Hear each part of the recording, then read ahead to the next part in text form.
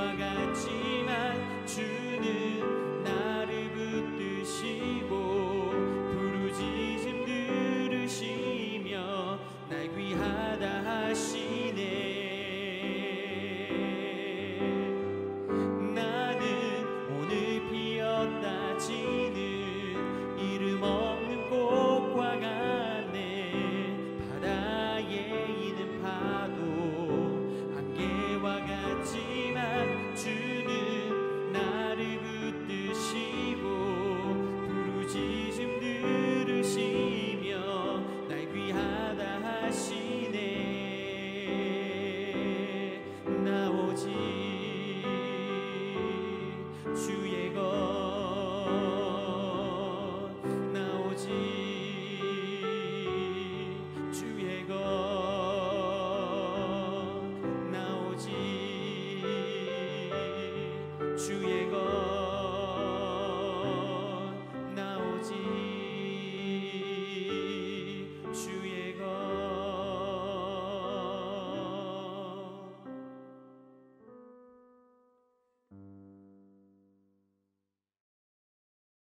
샬롬, 귀한 하루를 말씀 묵상과 기도로 시작하는 우리 귀한 식구들에게 하나님 우리 아버지와 주 예수 그리스도로부터 은혜와 평강이 풍성하기를 축복합니다. 오늘 묵상하실 본문 말씀 잠언 18장 14절 같이 읽겠습니다. 사람의 심령은 그의 병을 능히 이기려니와 심령이 상하면 그것을 누가 일으키겠느냐. 아멘. 심리학과 뇌과학이 발달하면서 사람들이 많은 것들을 새롭게 발견하게 되었습니다. 그 중에 가장 대표적인 것이 마음과 육체가 또 영혼과 육체가 매우 밀접하게 연결되어 있다는 것입니다. 요즘은 심신통일체 이런 말도 심심찮게 사용합니다. 사람의 심리적 상태가 몸 상태에 직접 영향을 미치고 몸 상태는 심리적 상태에 직접적인 영향을 미친다는 것이죠. 그래서 그게 상호 밀접하게 연결되어 있다는 겁니다. 간단하게 몸이 아파서 병원 가면 스트레스가 만병의 근원이다 이렇게 말을 하지 않습니까? 스트레스 줄이세요, 스트레스 줄이세요 이렇게 말합니다. 특히 이 뇌에 관계된 과학이 발달하면서 각종 호르몬의 존재들과 그 역할들이 밝혀지고 또 감정 상태에 영향을 미치는 호르몬의 역할들이 있다는 것을 알게 되었습니다. 사실 이것은 과거에는 상상도 할 수 없었던 과학의 발전으로 평가되죠. 그런데 더 놀라운 것은 그렇게 획기적인 과학의 발전으로 엄청난 것들을 발견하고 이뤄내고 있는 것 같지만 지금까지 우리가 뇌에 대해 밝혀낸 것은 겨우 10%를 넘지 못한다는 겁니다. 다시 말하면 90% 이상이 아직 우리 뇌가 어떠한지 미지의 세계로 남아 있다는 거죠. 자, 그런데 이제 만물을 설계하시고 창조하신 하나님께서는 우리의 뇌 100% 이거 다 아시잖아요. 몸, 영과 심지역 상태와 몸이 어떻게 반응하는가 이거 하나님이 설계하신 거잖아요. 하나님은 수천 년 전에 이 과학이라는 게 발전하고 확인하기 전에 벌써 이에 대해 말씀을 해 놓으셨습니다. 그것이 바로 오늘 본문 말씀입니다. 본문 말씀 같이 읽겠습니다. 사람의 심령은 그의 병을 능히 이기려니와 심령이 상하면 그것을 누가 일으키겠느냐. 아멘. 자, 만병의 근원이 되는 스트레스, 그게 잘 다스려질 때 사람에게 놀라운 회복 능력이 있다는 것 알게 됐잖아요. 오늘 본문 말씀에 자, 심령은 그의 병을 능히 이긴다. 이 말씀이 그러한 상태에 있다는 것 우리가 알 수 있습니다. 사람의 강건한 삶에 있어서 심령의 상태가 얼마나 중요한가 이걸 말씀하시는 거죠. 심령이 상하면 그것을 누가 일으키겠느냐. 이 말씀은 우리가 심령이 상해버리면 이게 심각하게 타격을 입으면 우리 몸에 그대로 영향을 받아서 제대로 정상적인 삶을 살아갈 수 없다. 그러니까 심령이 상하지 않게 해라. 자, 이렇게 말씀하심과 동시에 자, 타인의 경우 심령을 상하게 하면 그 사람의 몸의 일부분이 상하는 것보다 회복 불가능한 상태에 놓이게 되는 것이다. 이렇게 말씀하시는 거죠. 정말 크고 위험한 일이 될 수 있다. 이걸 반어법적으로 표현하시는 겁니다. 하나님께서는 본문 말씀을 통해 신앙생활을 유지하는 과정에서 영적 상태를 잘 살피고 돌아보며 강건함을 유지하도록 애쓰는 거, 이거 정말 중요하고, 또 나의 심령뿐 아니라 타인의 심령, 그 영혼에 타격을 입히는 거, 정말 그를 넘어뜨리는 것이고 멸망에 이르게 하는 것일 수 있다라고 하는 사실을 강조하고 계시는 겁니다. 자, 본문 말씀 다시 읽겠습니다.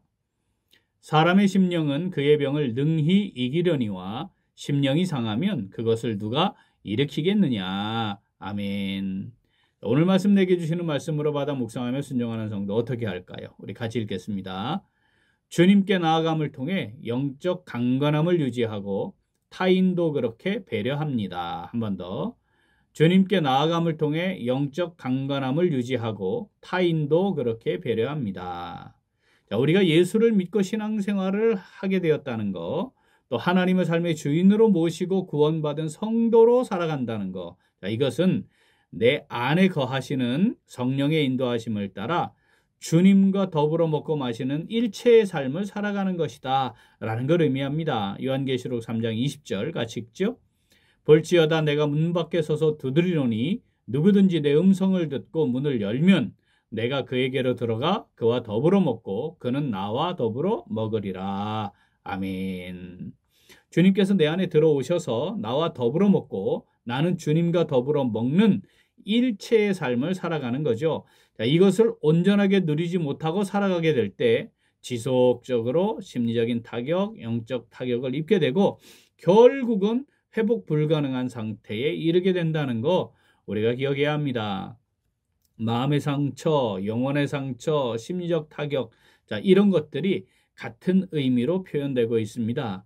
자, 현대인들이 우울증에 사로잡히게 되고 쉽게 심리적 타격을 입어 불안감에 빠져들고 또 불면증, 이걸 참 많은 사람들이 겪고 있는데 불안정한 상태가 계속되는 것이죠. 왜 이런 상황에 자꾸 많은 사람들이 이르게 되는 겁니까? 문제는 영적으로 회복 탄력성을 상실했기 때문입니다. 타격을 안 입을 수 없는 거 아니겠습니까? 그런데 중요한 건 빨리 회복을 경험해야 되는데 그게 잘 안 되는 것이죠. 자, 내 안에 성령의 인도하심을 따라 다시 주님께로 나아가고 그래서 회복을 경험하게 되는 시간도 잃어버렸습니다. 그 능력도 경험하지 못한 채 지금 살아가고 있는 거죠. 너무너무 안타깝습니다. 영적으로 하나님과 멀어진 상태죠. 관계가 파괴된 상태로서 범죄한 최초의 인류인 아담과 하와의 상태에 다시 돌아가 있는 겁니다. 하나님과 분리된 상태, 관계가 파괴된 상태, 그거죠.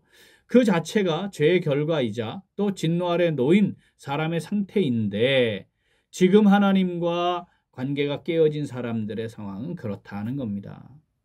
하나님께서는 하나님을 피하여 숨은 아담과 하와를 찾아오셔서 부르시고 손수 가죽옷을 지어 입히신 것처럼 지금도 우리를 부르시고 찾으시고 말씀을 우리에게 더하여 주십니다.